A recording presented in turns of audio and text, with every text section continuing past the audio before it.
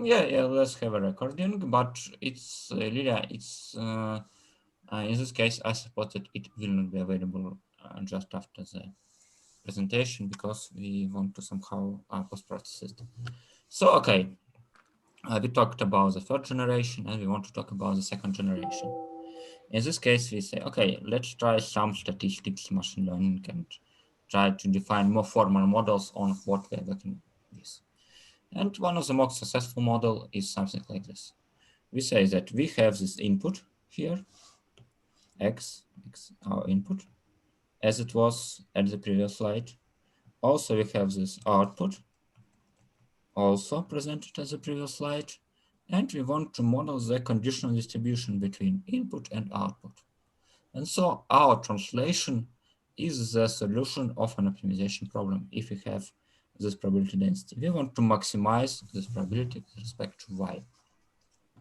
It also can be quite useful to think about it, not from usual probabilistic perspective, but try to do in a similar way from Bayesian perspective and say that our conditional density y given x is similar to x given y multiplied by the prior density or language model. In this case, it's kind of two terms product, and we can learn this guy, which is called translation model from parallel corpus.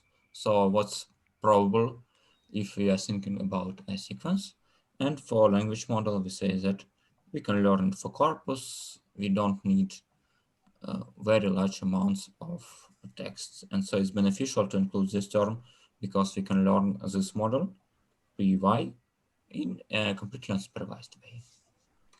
So, okay, if trying to solve this problem, we can specify more precise model for this transitions probability, this translation model. For example, we can try to add alignment. We can say that if we have word in one language, then we have a specific word connected to this word in another language. So ger is a word, and it's vojna in Russian. And we have some article here which have no correspondence because in Russian we don't have these specific articles, and so on. So we can try to construct both alignments and then using the alignment produce a good sequence that sounds realistically. And okay, as we go through the improvement of the complexity of statistical learning models, we can try different alignment types because all of them are common in a modern language when we translate from one language to another. For example, we can have one-to-one language, one-to-one when one word corresponds to another one. We can have one-to-many word when we have to translate one word using like a couple of different words. And I suppose that if you think for 1 minute, you can find an example on how can we do this. Opposite option also possible. We can use many-to-one correspondence and in the end have good translation. Also, we can have some word that doesn't correspond to anything. So, okay, we see that we have already defined very complex and very uncertain structure. How can we try to deal with this kind of problems? And it turns out that it's really a very hard problem. And moreover, it's a hard problem not only because of this complex structure, because in terms of learning, so we have like two phases. The first phase is like learning and then inference. So if we have a model, we want to do inference for a machine translation model. And so if we do learning, we already saw that it's hard to, even with this kind of alignment, we are still kind of have to identify many additional components to get the whole model. And about the inference, also not that easy. Even if you have this model, this guy here, conditional density is very hard to optimize. Because full search is not possible. We can't look for all possible sequences and get the right one here. We want to use some kind of heuristic, maybe some option for greedy search here, and in the end have like a tree of possible options and select a guy from this tree. So it's like we try to improve one y in one direction, and so on. And you should understand that it's not an easy thing to do, because right now when we think about this, why we see that it's not a typical optimization problem. It's not a continuous one, it's a discrete one, and so on and so on. So it's kind of complex thing when we using this decoding scheme. It's also not trivial. And so when we try to get an idea of what kind of things we can do with this statistical approach, we see that we have many other problems.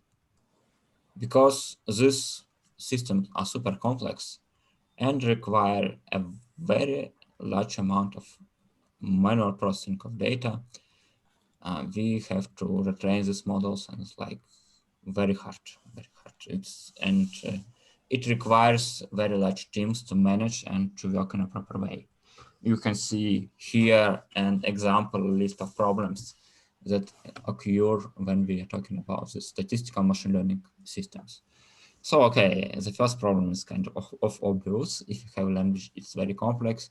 You can't formalize it in any way because, okay, or you can do it, or maybe you need something like very long books to describe what the language is possible, it's not. And again, we need a couple of components, not one. For example, I discussed a bit that we want to model this conditional distribution, and we want to model the language model. So what's the probability of a word itself in a language? So it's kind of two different components. We should think carefully before the designing the right one. Also, it's kind of require a lot of preprocessing. Also, maybe the last but not the least, maybe some point I would like to emphasize is that the language itself is not a constant one. It can be very different in many situations. For example, you are speaking with your close ones in different language than you speak with like your professor or your teammate. And also you are speaking in a different way when you are using your voice. So it's like oral conversation, or in a writing language, it's completely different. It's a different words. You can, like here, you don't put dots in the end in slides, but usually put dots here when you are writing some typical text, and so on. And all these difficulties were here when we were talking about the general non-neural approach to sequence processing. And now it's like multiplied x 100 because of that we need not only encode but on decode, and we deal with a very, very complex system. So narrow machine translation is something that we needed for a very long time. And it was quite a long way to get something useful and something that works. So let's try to see if it's good and how it works, and then why we want to improve it after what we have already saw. So we have two basic components for our sequence-to-sequence architecture. We have one recurrent neural network that proceeds input sequence. We have like embedding in the end of the whole sequence, and we try to decode the sequence using another recurrent neural network to have an output. So we have two RNNs here. The first one is this encoder, and the second one is the decoder. And we want to train them and infer on the basis of them. So let's go into more details with more figures on the way. So let's suppose that we have an encoder, it's an RNN, and we want to decode a sequence. How does decoder works? How does decoder work? We start with a specific token. We input this token to a black box encoder, or decoder, sorry, RNN block.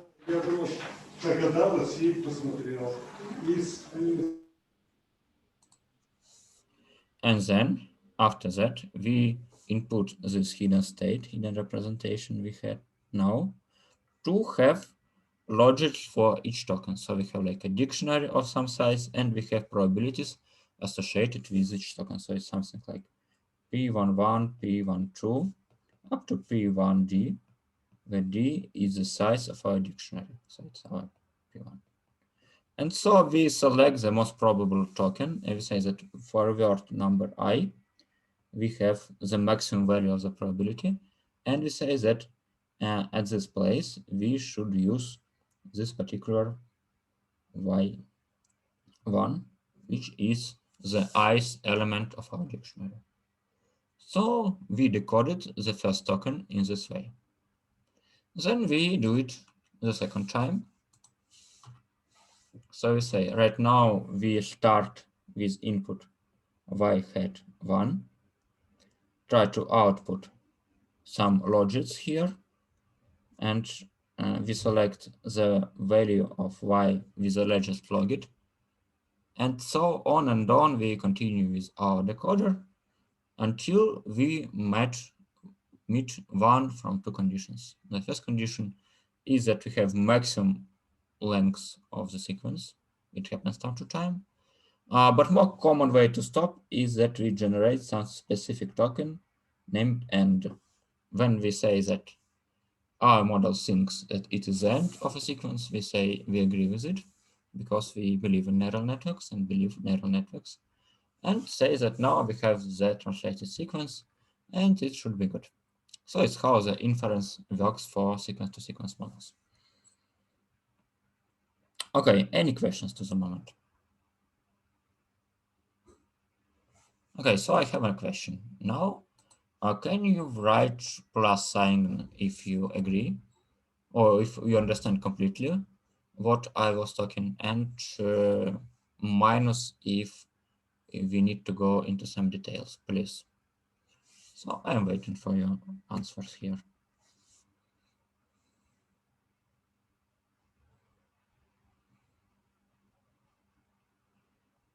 Okay, very good. So let's go. Seems like it's fine for everyone to work with sequence-to-sequence models. So let's go and try something about it. And yeah, first note is that we have this kind of bottleneck when we are thinking about our sequence-to-sequence architecture. We keep all the information about this whole initial sequence X in this vector htx. It means that we, for example, can forget some information from the beginning of the sequence, and it can lead that our translation is not accurate enough. So we will see that it's a problem a bit later. Also note that this kind of a language model here, a decoder, and also that we can solve many other problems in a similar way. For example, we can try to input a long text and produce some summary of this text. In this case, it's called summarization. Also, we can try to create a dialogue. We input one phrase, we output another phrase. Okay, many different things. For example, we have some input sequence and we want to output some result of parsing of a sequence. And okay, another example from a bit different area.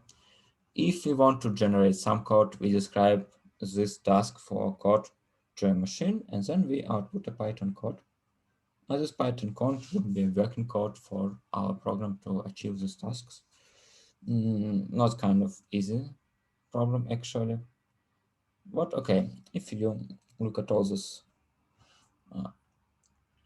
problem segments as a whole, you can see that it's pretty much fits into the workflow I have described. In a similar way, we have this input sequence in the beginning. Using encoder, we output this hidden state, and we use this hidden state to decode the sequence back and have some solution to our particular problem. Also, we can say we again solve probabilistic model behind the back of this model. We can say that our model y given x have this particular structure. Say that in each case, we base decision on the next token on the base of all previous tokens here. So in the very beginning, we see that we don't care about what we have as next wise. But in the next step, we, for example, have p by 1 given by 2 and x. So in this case, we can say that this block models this distribution and output of this block is logits we generate according to the distribution, and we can sample from it by selection, for example, an argmax solution. So selection the token with the maximum fit. And as we do it in a sequential way, and as it is the correct decomposition here, we can say that we estimate this guy here, and we kind of maximize the probability, maybe not like exact optimization problem.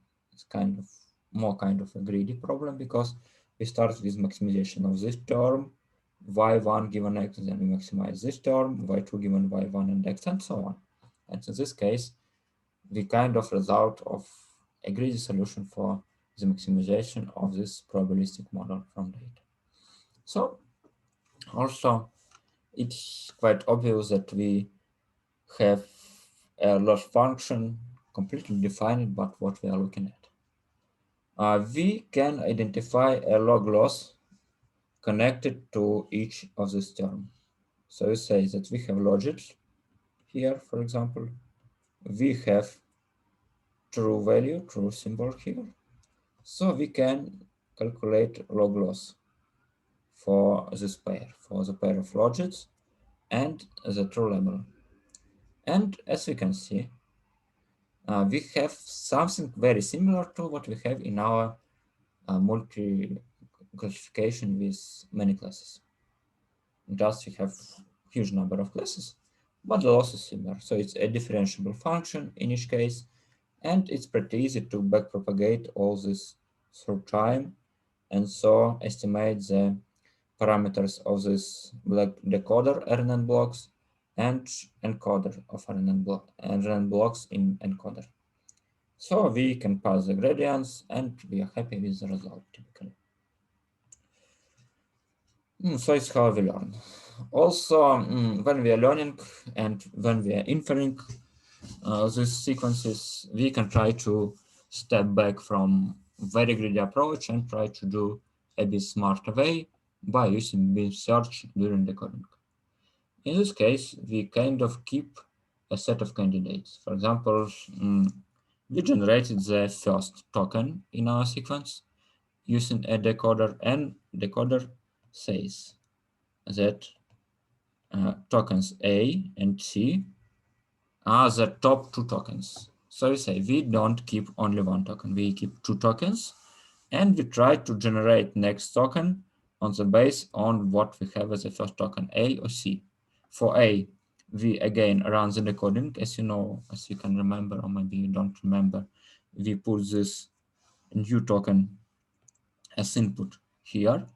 So we have different results for A and for C because we have different inputs to our RNN block. And in each case, we generate another token here, for example, B and E. In this case, we again can select top two tokens according to the conditional probabilities, because we say we kind of can measure this joint distribution at each time step. For example, if we have two tokens, we can say that it is something like p y1 given x, then p y2 given y1 and x.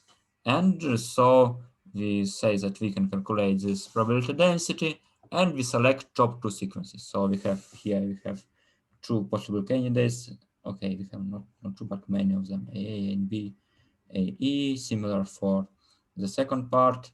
And then we select two sequences with the biggest joint probability, this guy here. And so we continue and we maintain the population, and so be it.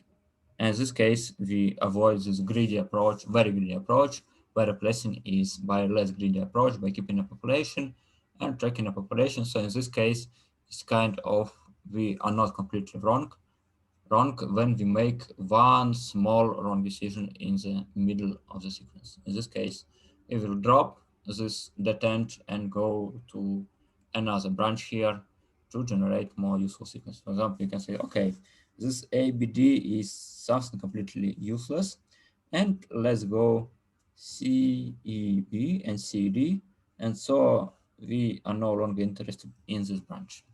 So it's kind of good solution, and it has been used in many ways when we are talking a beam search. Also, we have usual stopping criteria for beam search. Okay, something like we reach the end token, we generate the end token, or we reach the maximum sequence length. Also, another heuristic to complete this beam search is that we are not interested in this guy, but we rather look at this guy multiplied by 1 divided by the length of generated sequence. So in this case, we have a proper way to compare sequences of different lengths, and it works better in practice. So in the end, what we have now, we have a very strong end-to-end approach. We can train any part of this approach. We can train encodings of axes of tokens. We can train the parameters of RNN in a decoder and RNN in a decoder. And so we have this completely differentiable, and we don't need much things to think about. We don't need to go in a very deep details. We don't need to know about a language in general, which we used to do when we were thinking about statistical learning translation. And so we kind of need less human efforts. We can apply the same methods for language pairs, and we don't need complex preprocessing. And so be it. And let's take numbers, and at first we need to define a loss function here. We will define a Boolean loss function, famous in this area. So let's start with an example here. We have true y, that's the true translation of a sentence from one language to another, and we have a candidate generated by a recurrent neural network in a decoder. And what we can start from? We can say, okay, here we have tokens, and we say that if this token was in the true sequence, then we say it's okay, and we have guessed this token well.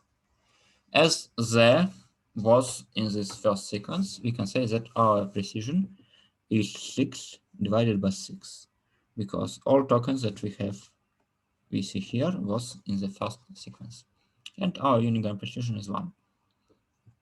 Also, we see that's not a very good approach, because it gives this precision score equals to 1 to this completely useless sequence.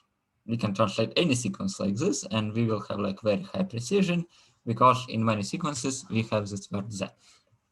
So instead, we start with one modification.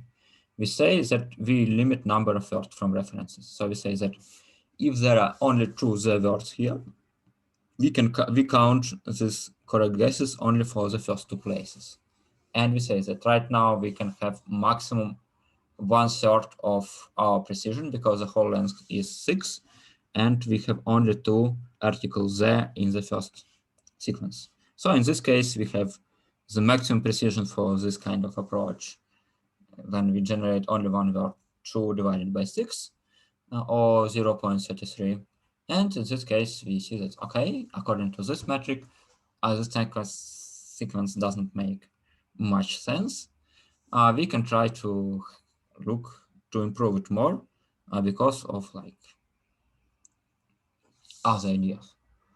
So, okay, basically this modified unigram precision is blur, and we have this parameter here when we say that we can look not only at unigram, but but at bgrams too. So we can see that we have 5 bgrams here in this translated sequence. The cat, cat, cat, cat, cat, cat, the.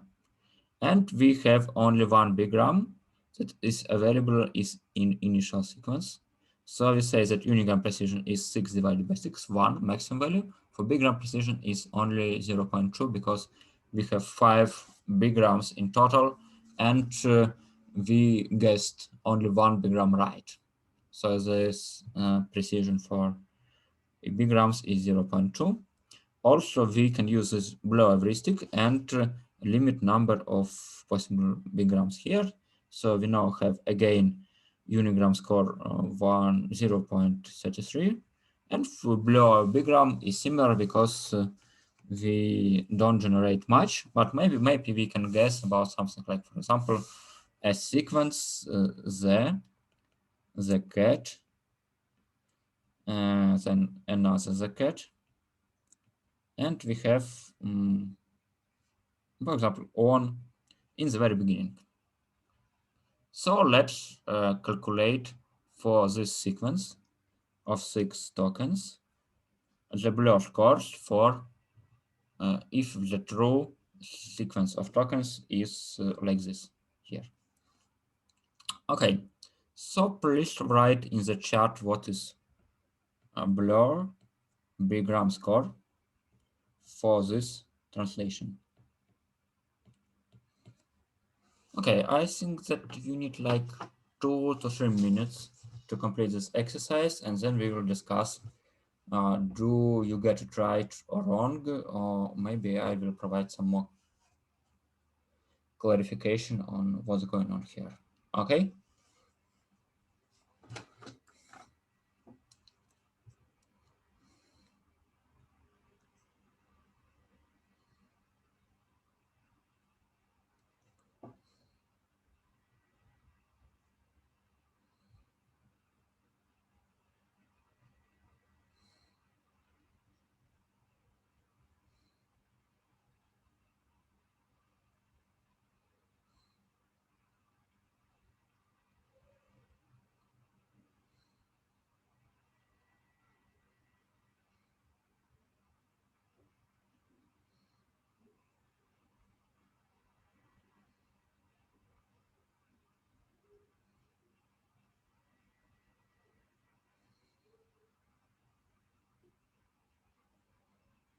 Okay, we have one guess, another guess. Okay, there are 2 different guesses.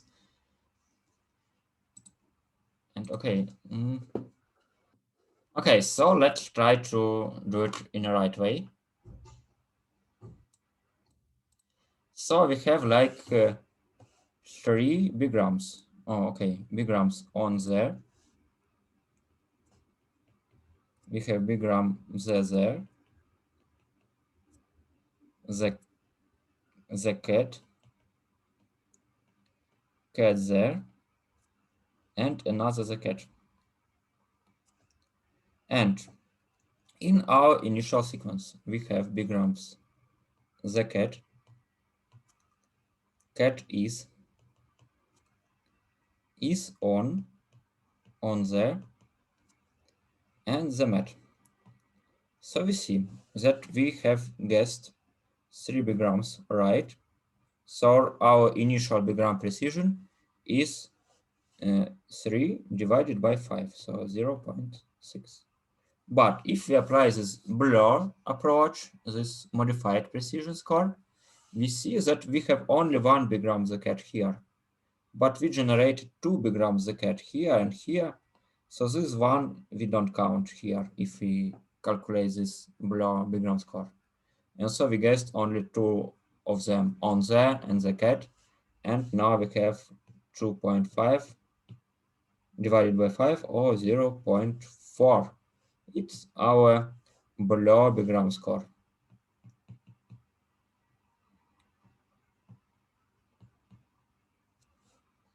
Well, this is what we have here. Okay, I hope it's more clear now, and I am happy that some of you guessed right, and some of you was quite close to to the right answer. So let's see what the blue, okay, one additional slide about bigrams here. Yeah. Actually, when we are talking about the correlations between the human judgment on what is good and what is bad, we use n-gram modified precision with n equals to 4. So we look actually to something I would pronounce as quadragrams, because we have 4 consecutive words here. Also, we know that we can translate each sequence in a very different ways. So kind of, we can have a perfect translator, we have 2 perfect translators, and we will have 2 different outputs. So we can't get this blue scores that equals to 1 here. No, it's not possible. It's not what we should aim to. Rather, typical values for this quadragrams precision blue scores is about 0.7. Also, we can try to include and look at the recall, and there is many more metrics to compare human translation and different version of translation by machines. And okay, but maybe the most reliable is evaluation by humans. Is the translation good or not? But okay, it's very hard when you have like and when there are some nature papers, they try to use like human evaluation of the translation, human evaluation by professional translators, human evaluation by common people, and they do all this kind of experiments. But for sure, in blue is a good point to start, despite all the problems with this matrix I described here. And we can see as a conclusion of this part that narrow machine translation became better than these statistical machine translation approaches in 2016. And since then, it improves more and more in terms of this blue score, which we want to, okay, it's actually percents here. Yes, I suppose. Maybe some kind of normalized. I'm sorry if these numbers are wrong, but the relative ordering of algorithm is right here, and we can say that in the end, not in the end, even in 2016, narrow machine translations work better than other scores. Okay, so be it. And as a result, that this one was so advanced, so handsome, and so simple. In 2016, Google Translate became a narrow machine translation model. And it was a faster approach to do this. And so from that moment, deep learning was the core idea in machine translation too. There are some disadvantages of narrow machine translation. For example, it's kind of difficult to control what you produce and so on.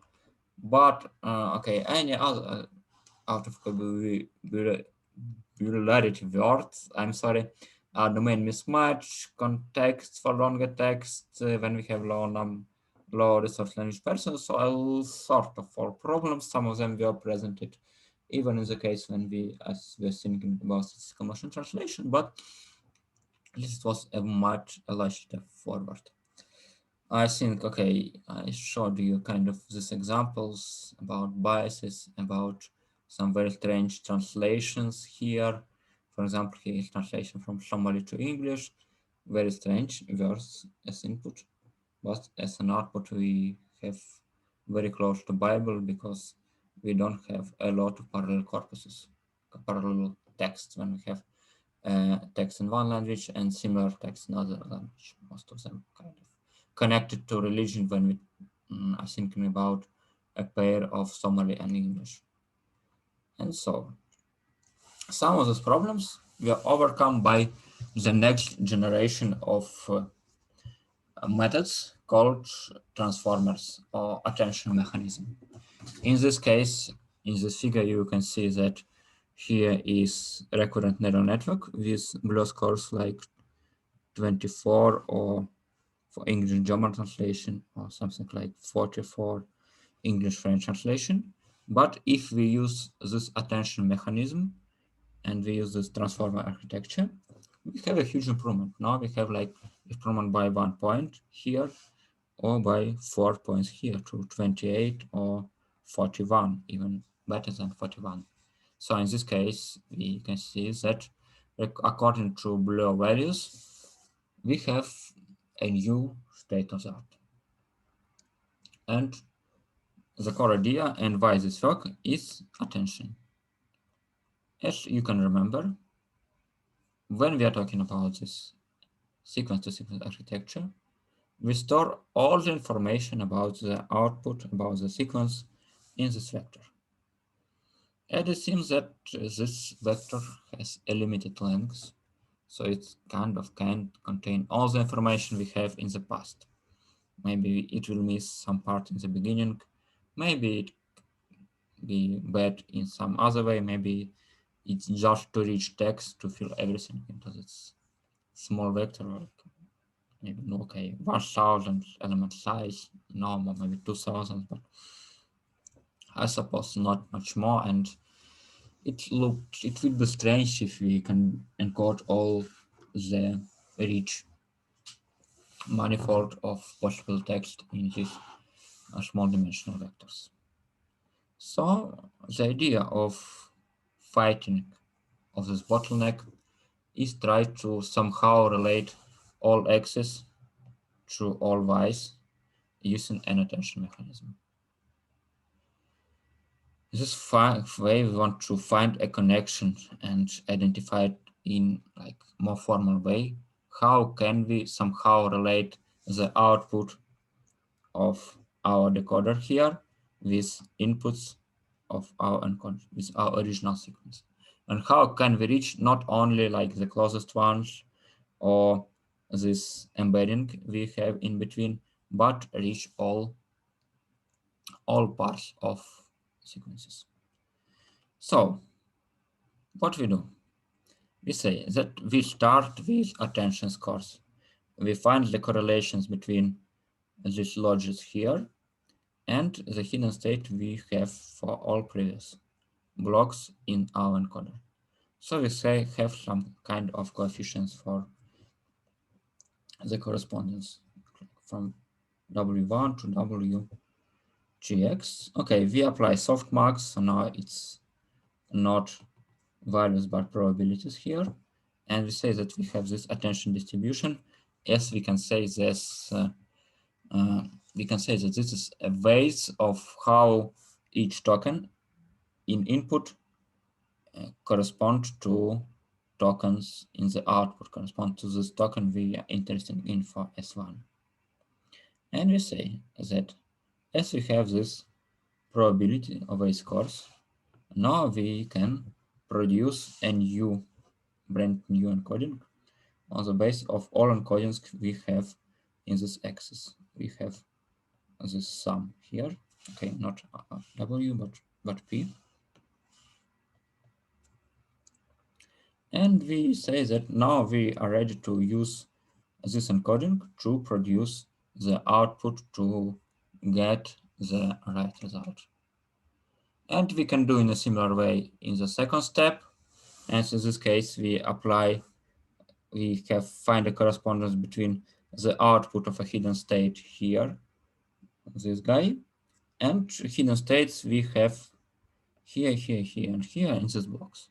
Again, we find weights that mark the correspondence between each token here in input and a token in decoder. And we apply softmax, so now we have weights. We sum our embeddings with these weights, and we have the final embedding we can use to produce the output. Now we have slide with formulas, so I hope that it would be clearer on what's going on right now. So we see that we have this encoder here, and as a result of running RNN block, for example, here to X1, we have H1, for X2 we run an RNN, we have H2, and so on until the very htx. So now we have these hidden states produced by each token of the encoder. So each hidden state, each hidden vector of dimension h corresponds to a particular token in our input sequence. Also, we have hidden states for our decoder. For example, at time step S1, we have this S1 vector here. And so we can say that the dimension of this guy and these guys are similar. So we can say we can find this attention scores. It just scalar products of this current hidden state S and hidden states for the tokens in our initial sequence. In this case, we have attention scores, which we modify to get attention distribution. So now is guys alpha t such that sum of all alphas from 1 to 3x equals to 1, and all alphas equal to or greater than 0. And so we can say that if we have this weights, and this weights is kind of correspondence between input tokens and output token we are looking at right now. We say that our attention output is a weighted sum of these hidden states. So we have additional vector that represents the correspondence between initial token and tokens we have in the decoder.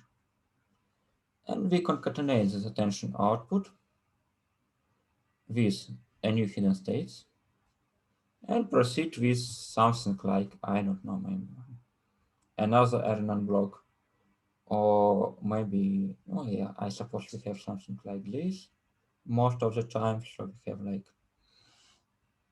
this matrix, and the result is vector of probabilities for our new token. And we select this y is an argmax. So we have like a number of steps here, but in the end we have an output at each time step in the decoder. And for this particular output, we also have kind of differentiability. We can propagate through all the steps and estimate parameters of each RNN. Also note that we don't have any parameters here for our attention. This is like completely defined function. If we knew all the hidden states, then we proceed using the steps, and in the end we have this attention output. But okay, as we modify the RNN block, here we modify the hidden states, so we can learn the model and have the proper output. So it is. I suppose it's a bit trickier than what we considered in the first part of the lecture and during the first 2 weeks of the course. So I welcome questions about what you don't understand here, and maybe a bit earlier when I was showing you some figures on how attention works. So okay, let's again have this another survey and say, let's write plus if everything is clear to you.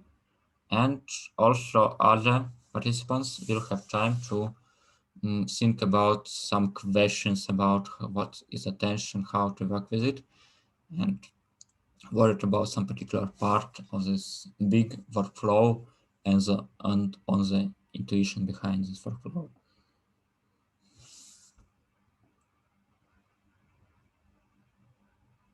Okay, so we have one participant who knows and understands,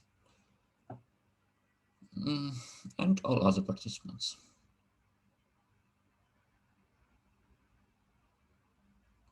Okay, so let's have also a question here. Maybe it would be a question to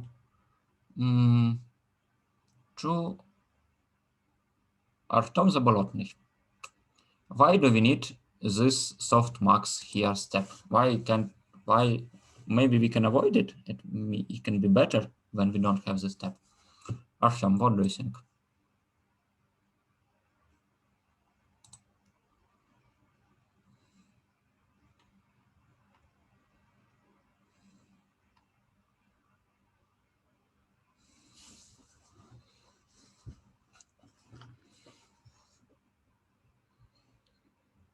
Okay, it seems that Artyom is not with us, at least not 100%.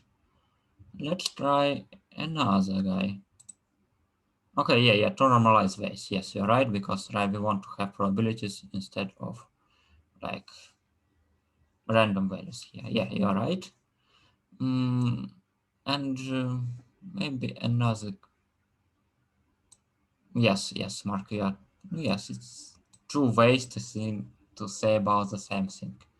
You in both cases you say that you want to have probabilities. You have to output some reasonable attention vector that you can use. Also, another question to improve maybe your understanding and to improve my understanding of what you know and what you don't know. Do we have any additional parameters connected to attention mechanism when we're thinking about the RNN without attention mechanism? And now we want to apply attention. Do we need additional parameters for this model to work? And in this case, I would ask Valentin to comment on this question, okay? Well, I don't know really, but I think that we don't need any additional parameters because we need the dimensionality of the vectors should suit with dimensionality of RNN. Okay, but how can we get the output of this attention layer? We in this case we need to proceed this concatenation of attention vector and our usual hidden state. So maybe we need additional parameters here. Maybe yes, we need a linear. Yes, linear layer. Actually, as you can see, it's a very big matrix actually, because the first size of this matrix is like 2h here, and this size is equal to the size of the whole dictionary. So it's kind of very big matrix, and we kind of increase number of parameters significantly when we are thinking about attention. But okay, I think we can play with the dimension of hidden space. For example, say we don't want this big hidden space because we are no longer need to store all the information when we go from encoder to decoder. And so we have h divided by 2, and now we have almost the same number of parameters, same order of magnitude, same thing. Okay, so we consider this attention mechanism to propagate the information to our output and to have a translation of our initial sequence. As I already said, due to this not very complex heuristic, we have significant improvement of the performance of natural machine translation and through many more NLP problems. Actually, we solved the bottleneck problem now because we connect all the tokens in the input to all the tokens in the output. We have like this normal vanishing gradient. We have all-to-one connection. We can modify, we can change everything we want here. And we have a reason provided by the partial derivative here. Also, we can say that we have some kind of interpretability here, and we can say that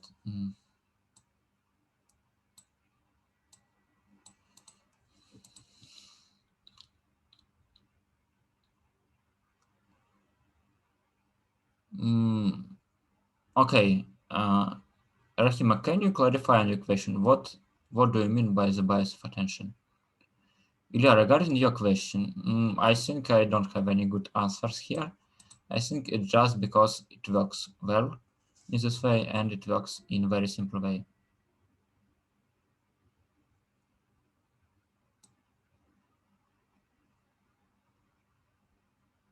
I still don't understand Rahim. Actually, maybe someone can comment on what does he mean, or maybe Rahim can expand a bit.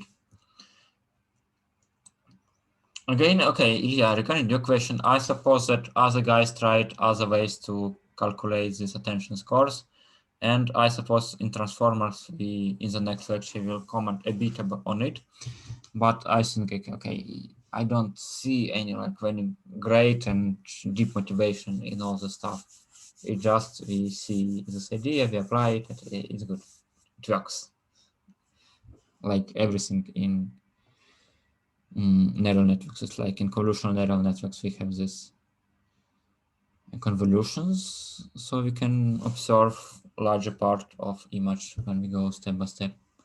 And in this case, we have attention scores that allow us to look in the past, to look in any case. Okay, Rahim, thank you for the question. I hope it's better for you now and you understand what's going on. Okay, and okay, the last point here is that we have kind of this weights, and we can say that this word correspond to the end of token, for example, and this we have maybe this strange symbol is V in Chinese, and so on. But okay, when I tried to draw this kind of interpretation myself, actually I did not see too much information about the alignment between input words and output when we are translating from one language to another. Maybe I don't know where to look, but I suppose it's not can be like a crucial improvement in interpretability when we are thinking about these models. Okay, so in the end, we have this new architecture that is greater than usual sequence-to-sequence architecture and its current state of the art. During the next lecture, we will consider transformers, that improvement over what we were talking about today, and we build in on the base what we have now. And also this attention idea, I suppose it's out there not for a long time, but in many architectures, we can benefit from attention. For example, when we use generic sequential data processing models, or when we are thinking about graph neural networks and we can try to somehow include attention in graph neural networks. So I suppose, yeah, okay, one more interpretation, one more idea on how can we do on this to think, for you to think before the next lecture when we go to more complex transformers. We can say that we have this hidden state of the decoder, and it's queried to our database and to what we store in this database. And also we have keys in the database, this kind of what kind of information is stored in this part of it. And we have this particular values in this database. And so what we are doing when we are applying this attention mechanism, we say we calculate the correspondence between our query and between each key. Okay, maybe the better index would be J. And we say that now we have a vector of correspondences between our query and our keys. And high correspondence means that we want to know more about this value. And lower correspondence means that we not that interesting and this is not a relevant part of our database. We can drop it. And so using these correspondence values, we get the weights. We have we compose what we extract from our database. And this using this correspondence, we calculate this weights alpha i's, and we extract the information from the database. And in the end, we have this output of the database output for our query. So we say that we put some kind of query here and we get the output. And this output is related to what we see in our query and related to what values we already have in the database, so we can process them and have an output in the end to work with. So now I suppose it's the end of the lecture. if you have more questions, we can have a QA session. And okay, after that, we will have a seminar prepared by Rodrigo, as usual, and maybe he will detail on the length of the break between the lecture and the seminar today. Yes. So I would suggest that we continue at 5:15. So now it's 5:02. And after that, we will review the quiz as well as go through the seminar for today. Okay, for me it sounds perfect. So I wish you good luck and goodbye.